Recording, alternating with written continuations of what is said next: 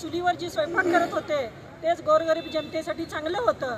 आणि आज मोदी सरकारने व फडणवीसने जी आश्वासनं दिली की जोपर्यंत इलेक्शन होतं तोपर्यंत की 1500 रुपये महिलांना देतो, हे 1500 रुपये वाढ करण्यासाठी 2100 रुपये देण्यासाठी याची दर महागाई केली का हे आम्हाला फडणवीस सरकारांना विचारायचं आहे। आणि दुसरी गोष्ट, जे तुम्ही सरसकट महिलांना लाडक्या बहिणींना 1500 रुपये 2100 रुपये देणार म्हटला होता, त्यामध्ये आज तुम्ही क्युरी काढला की ज्याच्याकडे गाडी आहे त्याला देणार नाही, ज्याच्याकडे जमीन आहे जास्त त्याला देणार नाही आहे। मग ज्या वेळेला इलेक्शन होतं त्यावेळेला त्या कुरी का काढल्या नव्हत्या? त्यावेळेला तुम्ही सरसकट नेम ठेवायचा होता। आता तुम्ही अंगणवाडी सेविका घर टू घर पाठवून जे सर्वे करताय तो सर्वे कशासाठी? तुम्ही निवडून येऊन खुर्चीवर बसला म्हणून का?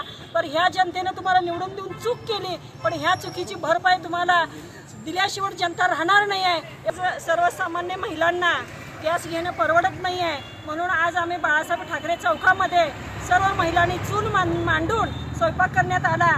जे हे गॅसचे दर वाढ कमी झाले पाहिजेत म्हणून आम्ही मोदी सरकारला सांगतोय, त्यावरनी फडणवीसला सांगतोय, शेतकऱ्यांचं कर्ज माफ करतो म्हणले होते एकनाथ शिंदे लाडक्या बहिणींच्या नवऱ्यांचं, पण त्या बहिणींच्या नवऱ्यांना आज कर्ज माफ केलं म्हणून करणार नाही अशी घोषणा करताय। मग हे सरकार कुठलं आहे? या सरकारला फक्त गद्दारी करायसाठी सरकार बसवायचं आहे का?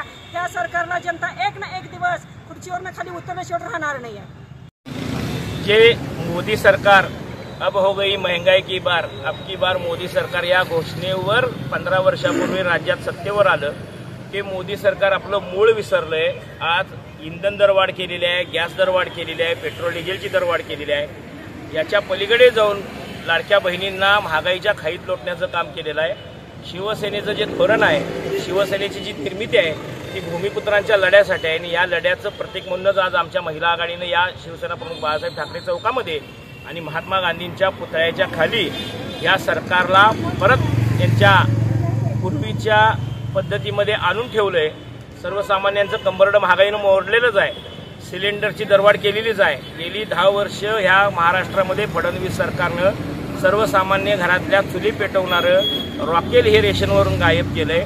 या सरकारनं लोकांची जातीभेदामध्ये दंगली घडवून घरं पेटवण्यापेक्षा सर्वसामान्य माणसाची भूक भागवणाऱ्या चुली पेटवाव्यात ही शिवसेनेची भूमिका आहे आणि हेच आमचं हिंदुत्व आहे। या राज्य आणि केंद्र सरकारला शिवसेनेचा इशारा आहे। आज प्रातिनिधिक आंदोलन केलंय, हे आंदोलनाची जर ऊर्जा वाढली आणि महागाई जर कमी झाली नाही तर याची आग तुमच्या घरापर्यंत पोहोचेल, याची जाणीव या राज्य आणि केंद्र भाजप सरकारनं ठेवावी अशी शिवसेनेच्या वतीनं आज त्यांना आम्ही आव्हान देतो।